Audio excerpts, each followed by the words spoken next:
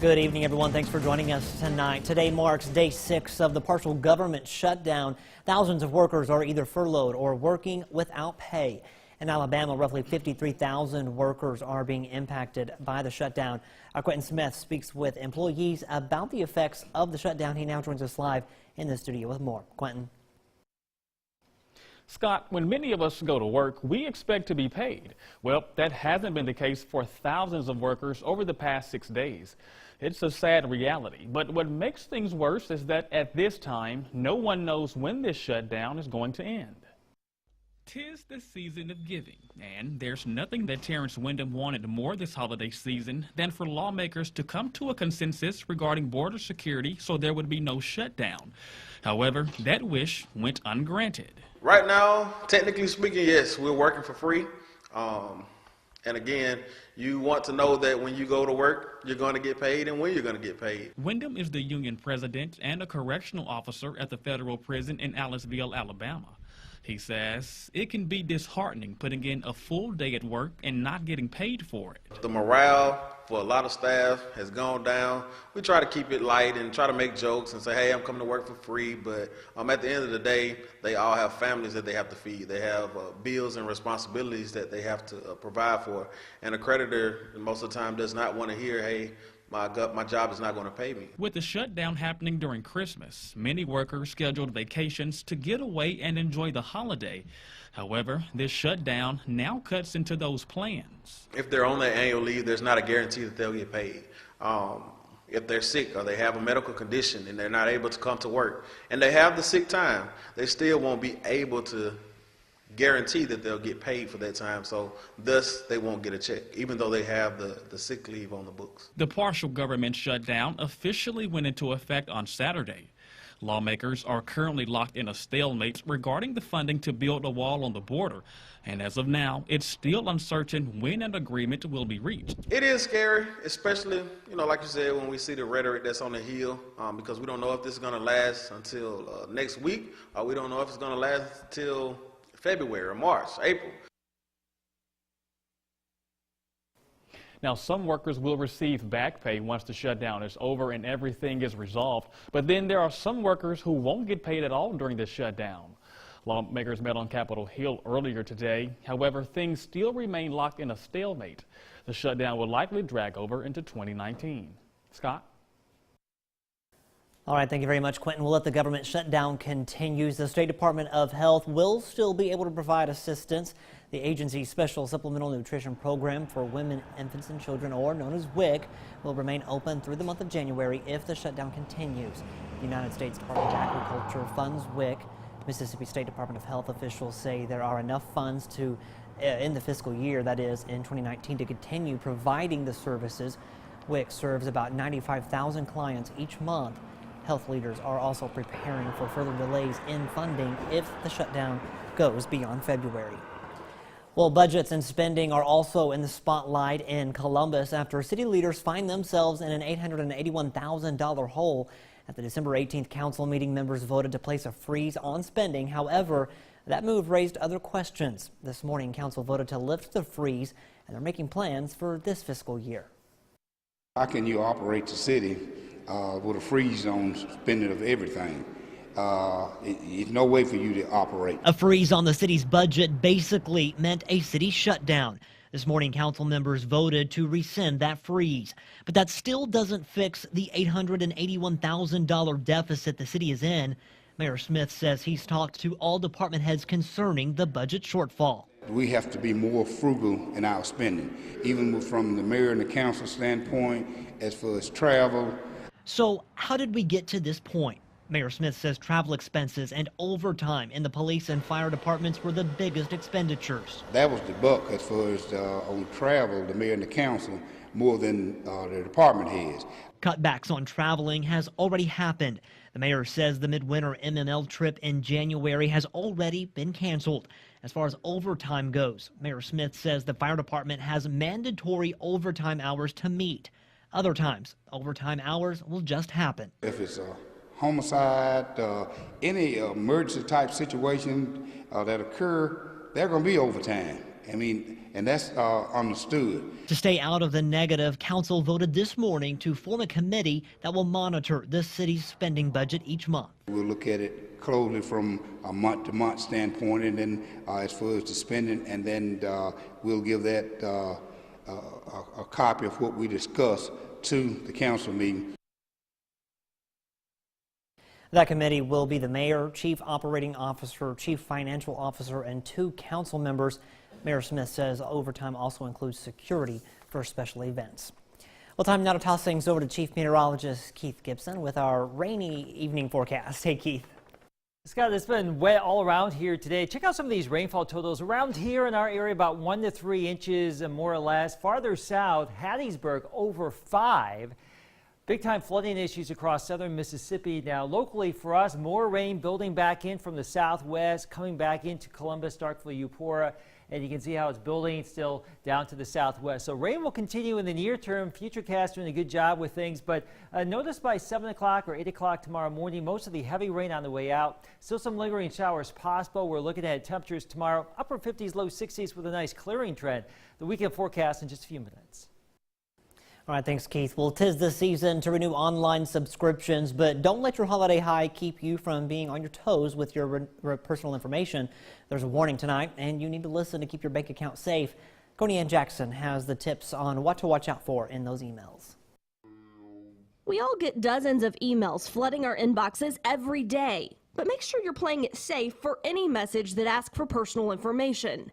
This is the latest phishing scam disguised as a Netflix email. It looks pretty legit, right? But take a closer look. They aren't addressing you by name, but rather, "Hi, dear." What company says that? Are these people trying to get information from folks' account? The Mississippi Public Service Commission received the warning from the Federal Trade Commission Wednesday, and they're trying to spread the word. One of the tools that we try to empower folks with is when in doubt, don't. And if you have a question of whether something looks suspicious, to contact the company directly. Netflix is such a popular service that Commissioner Cecil Brown doesn't want folks to take the bait and fall victim to this. Then they will try to get you to give them information that allows them to break into your account and either steal money or order goods in your name. The best policy is to contact the company directly, but you can also report phishing to the Federal Trade Commission at ftc.gov/complaint. If you've gotten the Netflix email that you suspect is a fake, forward it to phishing@netflix.com.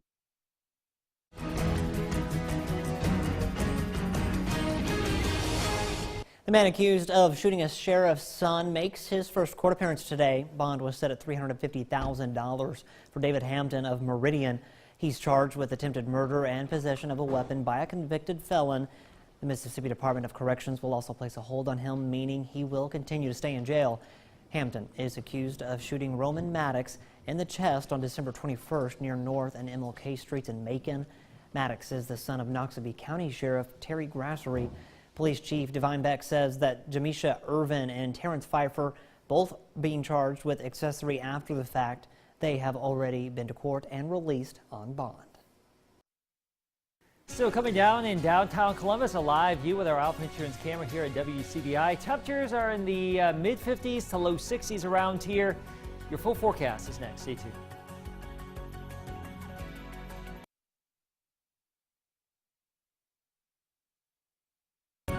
Your WCBI First Alert AccuWeather forecast with Chief Meteorologist Keith Gibson. It's been a very wet day. Here's our Alpha Insurance time lapse from Vernon. Check this out.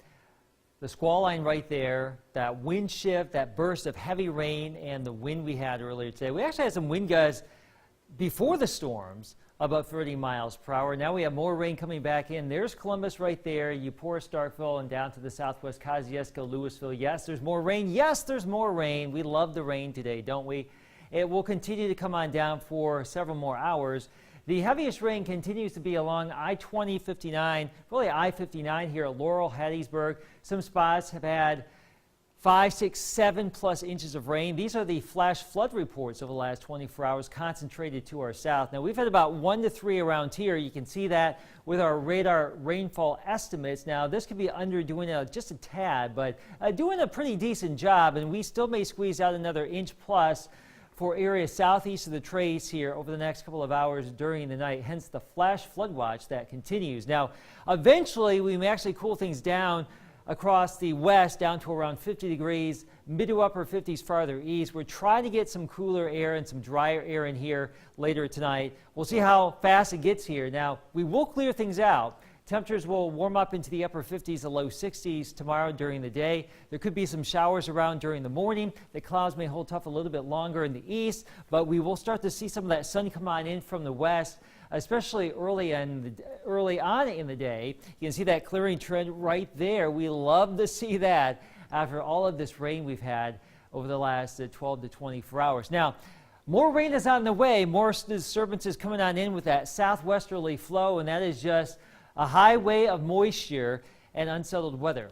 Fronts after front after front moving on through the region here. The first one right there moving on through, and that should clear things out a little bit as we get into our Friday and early Saturday. But notice the clouds, more showers come on in Saturday afternoon and evening, more rain likely here on in the region on Sunday, and then another stronger system that could actually give us more unstable air, some warmer air on Monday. There's another front, and that will zip on through here. So another chance for some heavier rain and maybe some stronger storms early next week on Monday.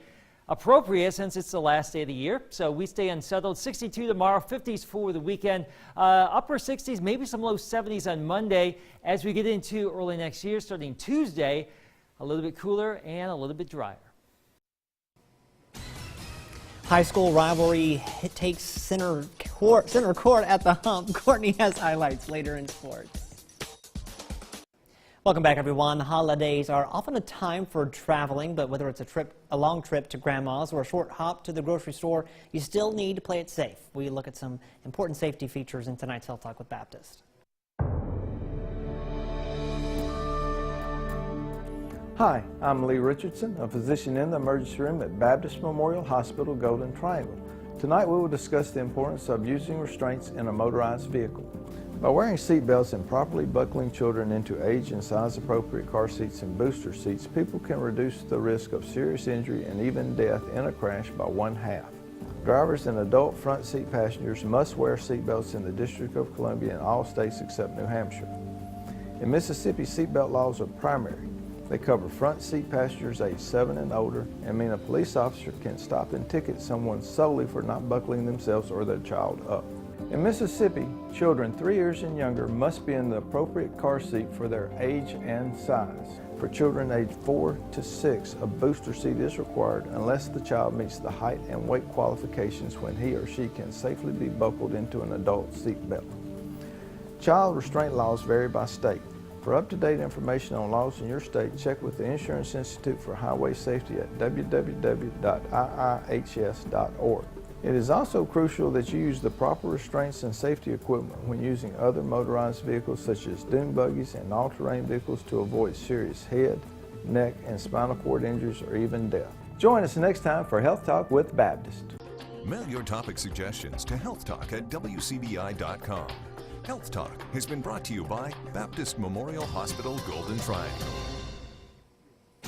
Well, the Bulldogs have officially made it to the Sunshine State. More on all the action is coming up next in sports.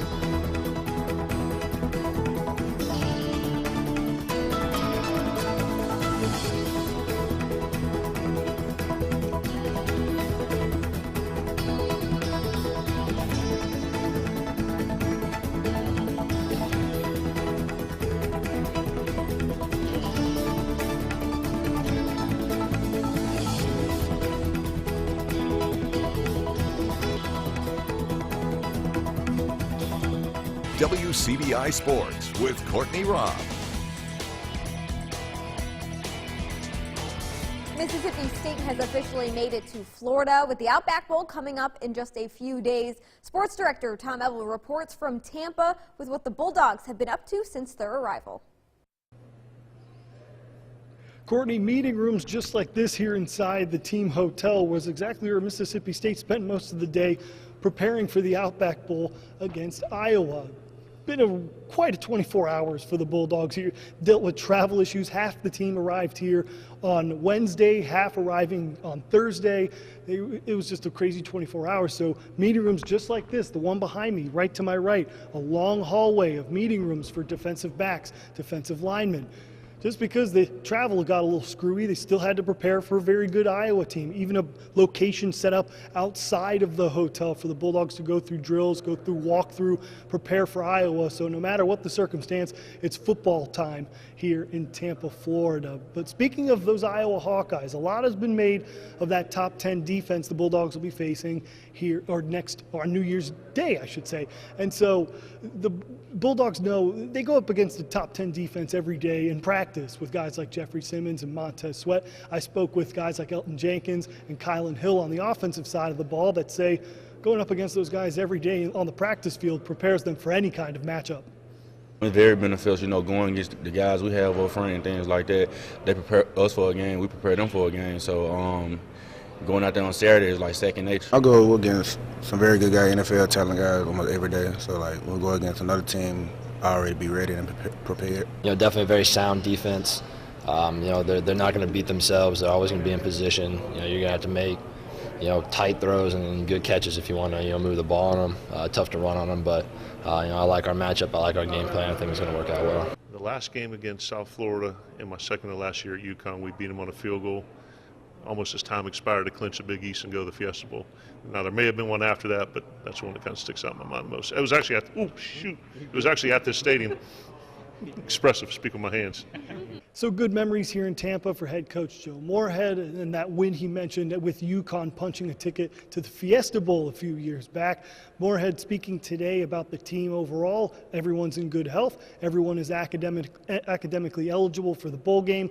Moorhead did say that wide receiver Keith Mixon did not make the trip here to Tampa due to personal reasons, but there'll be much more football to come here from Tampa as we prepare for the Outback Bowl on New Year's Day. We'll catch up with the Bulldogs tomorrow at Tampa Jesuit High School, where they'll be practicing in the morning, and then we'll be hanging out with Mississippi State as they visit a local children's hospital here. It's going to be a great time, one of my favorite traditions here during the bowl season and postseason play. It's just, you can't put any words to it. It's a great time.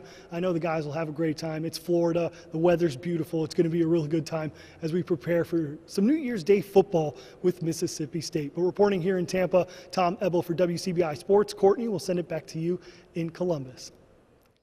Thank you, Tom. Day 2 of Slam Dunk at the Hump. Getting it started is Louisville facing Noxubee County. Early on for Louisville, Ajiro Tompkins in the corner drains the mid-range jumper, extends the lead 7-0. Noxubee answering back. Adijah Williams driving up the court, pulls up from the wing and gets it to go. A little bit later, some more from Louisville. Kirsten Ball gets the ball inside, turns, misses the jumper, but Lamaya Pfeiffer there for the rebound and the score. Noxubee County, though, unable to hang on in this one. Louisville goes on and gets another win earlier today, 63-16. To the final game of the evening in the Travis Outlaw Slam Dunk at the Hump, Starkville boys facing Itawamba AHS. Early on for Starkville, Zeke Cook finds Tyler Talley. He goes coast to coast, scores the lay-in plus the foul. The Jackets extend the lead 4-0. Itawamba now. Jackson Orr gets the ball inside, turns, scores for 2 more. But back would come the Yellow Jackets. Jamarian Brown finds Talley out the wing. He drains a nice 3 there. Some more action from the Indians to come. Jamerson Martin finds Deshaun Wilder at the wing, and he shoots a good 3 there. And some more from Starkville off the fast break. Brown finds Talley. He drives, finds a no-look pass to Tank Jones, gets the score, and Starkville gets the win 70-33. Some great basketball action happening from Slam Dunk at the Hump, but that's it for sports. Your last look coming up next. Still some rain out there right now. It goes away this evening and some drier skies tomorrow. Some nice sleeping weather. Yes, let's get out of here. Yes. All right. Thanks, Keith. Thanks for watching, everyone. Have a great night. We'll see you tomorrow.